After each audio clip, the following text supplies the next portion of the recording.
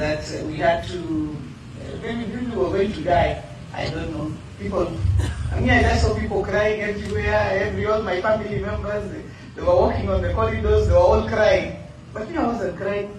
Because Senator Beth Mugo told me one thing only, and it is the same thing I've told everybody, that it is your mind that is going to kill you, it is not the cancer.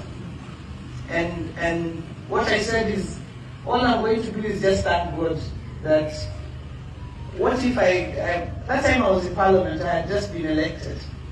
And I said, let me thank God, because what if I did not have the opportunity to get treatment in the same way that I have as a member of Parliament, or now that I have something. So all I did always was just to thank God. And in Thanksgiving, 12 years later, I am here. I have not gone anywhere. And that is why this is personal to me, and this is the start of this journey.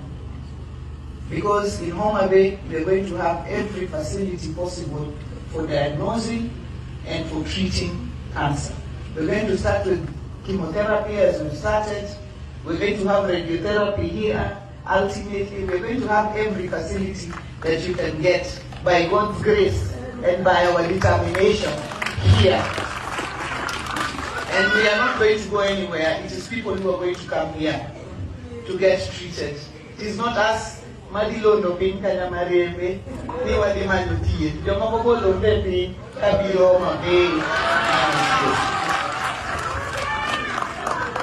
And therefore